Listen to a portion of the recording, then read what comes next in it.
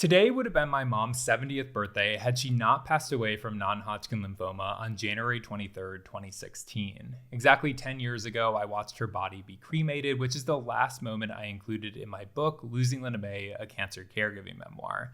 Now, deciding when to end a memoir can be tricky because obviously my life has continued. Even hours after my mom's body was turned to ashes, there were events that I could have included, which are what I want to detail in this video, along with the reason why I ultimately ended the book when I did. Alternate ending number 1, I could have extended the existing scene to include when my family all came to the realization that there was no reason to stay for the full 4 or so hours it would take for my mom's body to be completely incinerated, because we would have just been staring at the machine the entire time. I could have ended the book with us leaving the funeral home and me watching the smoke rise from the building, which I would have interpreted as my mom ascending to the heavens.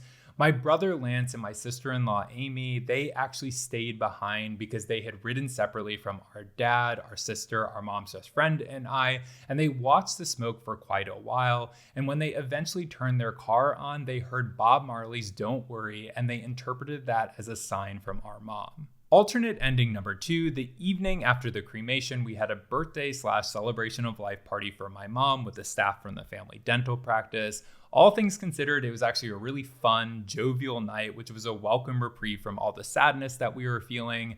Lance and Amy didn't end up joining. They had gotten to the house, but they couldn't bring themselves to come in because they just were not in the right headspace to be social. In the last video I uploaded, I explained how they had a different grieving style than us, and it is another example of why it was hard for us to feel really together during this time period. The initial version of the memorial slideshow that I put together premiered this night. It would have been a fitting way to end the book because of all the references to it in the days leading up to this moment. I could have picked one picture to dwell upon at the very end to really emphasize our loss. Alternate ending number 3. I left Wichita on January 30th after spending a day and a half going through my mom's closet with my sister, and then also going through a filing cabinet where I discovered my wisdom teeth, which my mom had saved, the application for my learner's permit from when I was 14 years old, and this flyer that I had used to ask for a Mac, which included this closing statement. I'm not going to pester you about this. This is my only attempt. I would really like having a Mac. Also, not to be selfish and such, I would not like anything lower than a 1.25 gigahertz because when you get lower than that, it will be outdated already. Just a note, the G5s don't come with a monitor. That is why the iMacs are a good deal.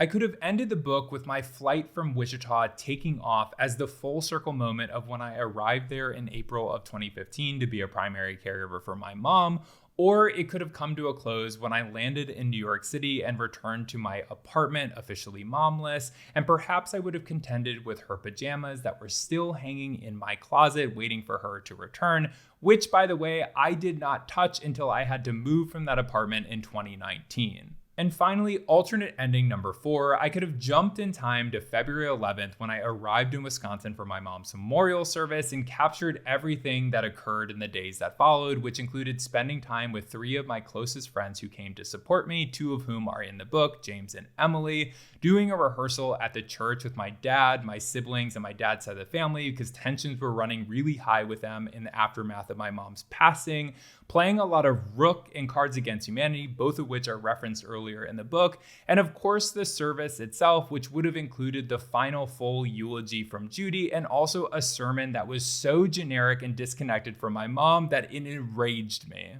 Had I chosen to do this ending, the final moment would have been when we took a family picture with my mom's portrait that was on an easel surrounded by flowers on the altar to mirror the second moment of the book where we took a picture outside a Village Inn ahead of my mom's stem cell transplant in Omaha. While all of these would have worked, there really was no question in my mind that the book should end when my dad says, well, the cancer is gone now, and I think, but so is Linda Mae, because I just felt it really summed up the entire narrative, because since the very beginning, when my mom had her initial cancer diagnosis, all we ever wanted was for it to be eliminated for good. And in the end, the cancer was because there was no body left to replicate within, and then it was scorched, but so was my mom.